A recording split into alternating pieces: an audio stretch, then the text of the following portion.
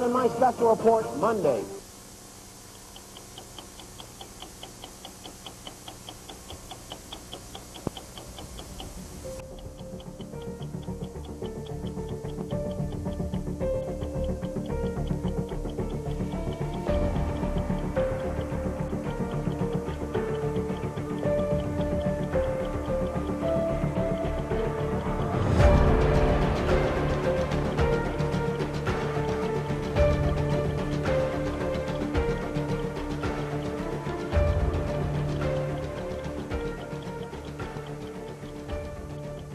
I'm Mike Wallace. I'm Morley Safer.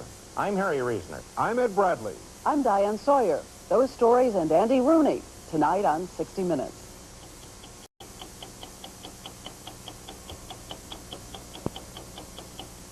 All right, my name is Becky Turner. I'm the Executive Director of the Successful Transition and Reentry Project, STAR project.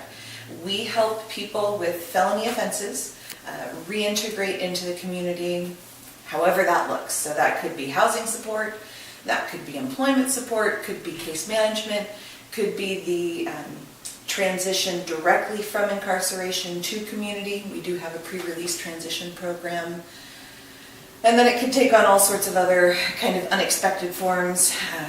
Reintegration of families, could be accessing higher education, accessing food benefits or healthcare benefits, basically anything a human being might need in order to reenter.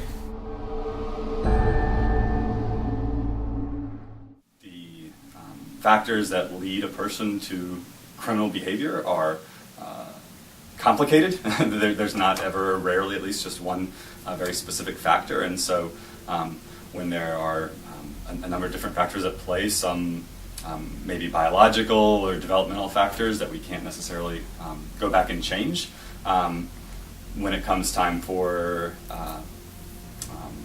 rehabilitation, whether it be through some sort of treatment program or other sort of program, that means it's not just one issue to tackle. That there's a lot of other factors at play there that we have to consider.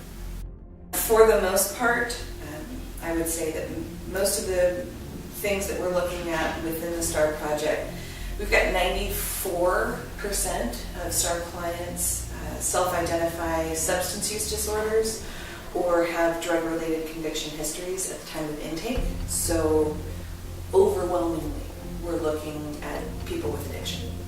So the addiction, regardless of whether it's rooted in trauma or whether it was rooted in experimentation as a young adult, it has the same outcome as far as STAR clients are concerned. It lands you in jail or prison, and then you're going to try to re-enter society post-incarceration.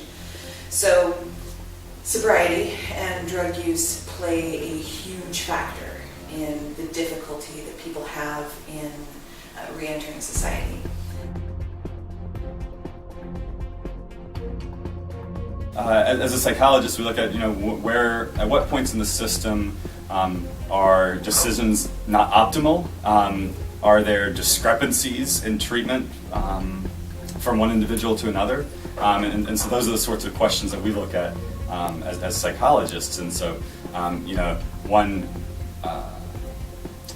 one issue that's that really led to a large increase in the demand for this intersection of psychology and legal system was when we realized as a society that we were wrongfully incarcerating individuals, which is kind of par for the course, or we know that's happening now, but 30 years ago people didn't really think that would happen. And so with these cases of individuals being wrongfully incarcerated, I think that probably fits most people's definition of an unjust action.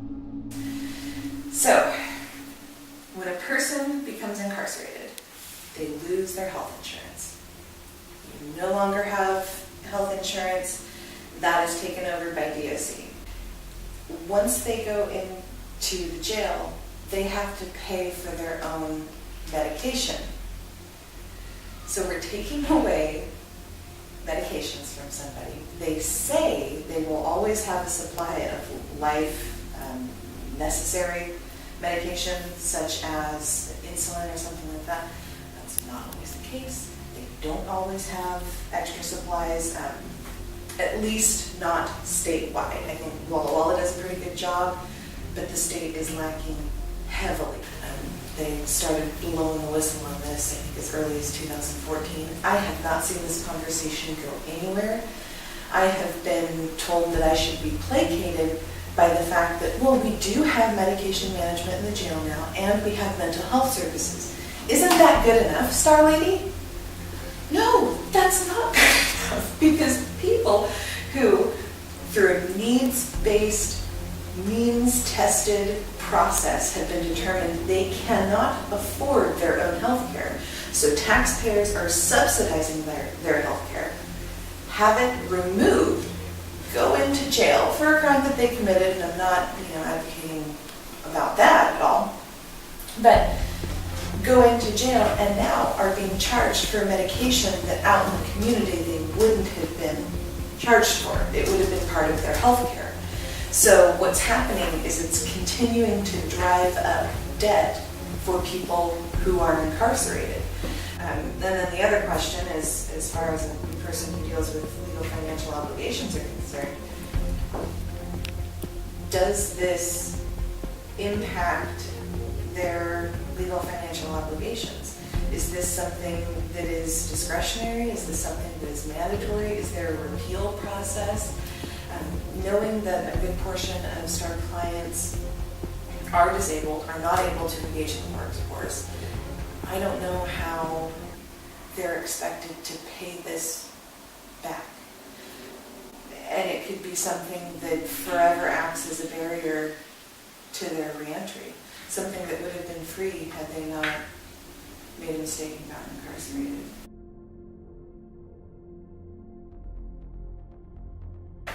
I think there's a ton of ways. There are limitless ways for people to be successful upon reentry. It just depends on what particularly interests them and what their own challenges and barriers are.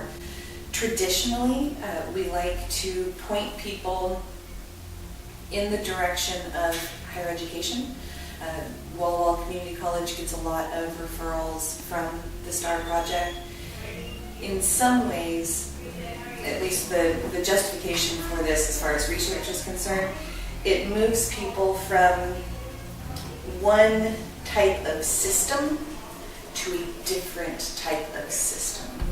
And for people who are institutionalized, that is considered to be one of the easier ways to re-enter.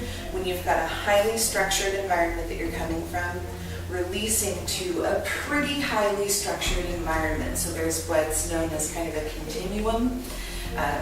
You've got the same type of full calendar at first. You don't have a lot of free time. You're not left to your own devices very much. A lot of times downtime will increase the likelihood that a person goes back to old habits. So really what we're trying to do is program in new habits. Obviously this is based on consent, and this is based on what the individual desires in their own reentry. It really depends on the individual. We like education, we like employment, and for people who aren't eligible for employment, we do serve a number of people who have disabilities. At that point, we'll start to hook them up in volunteer work. So whether it's volunteering, higher education, or employment, we're looking to fill up somebody's calendar immediately post-release. The part of the, I guess, an individual that some help that they need and skills that they need to acquire in order to be successful. There's a lot of other things I kind of referenced earlier on the question about why it's difficult, as far as things that society can do as well, in terms of giving them the opportunity to have a job or have an apartment where they can now afford to help themselves and their family if they have a family, and so kind of those factors on the part of society as well. When you're released to the same family, you're released to the same friends, and you're released to the same community. So unless you're building into that release plan something to stop the cycle, it's just going to continue over and over again. I'm Dan Rather. I'm Mike Wallace. We'll be back next week with another edition of 60 Minutes. You're about to be welcomed to one of the best hotels in the world. The hotels with the best locations. Near the things you want to be near. Good. Oh, this is beautiful. The hotels with the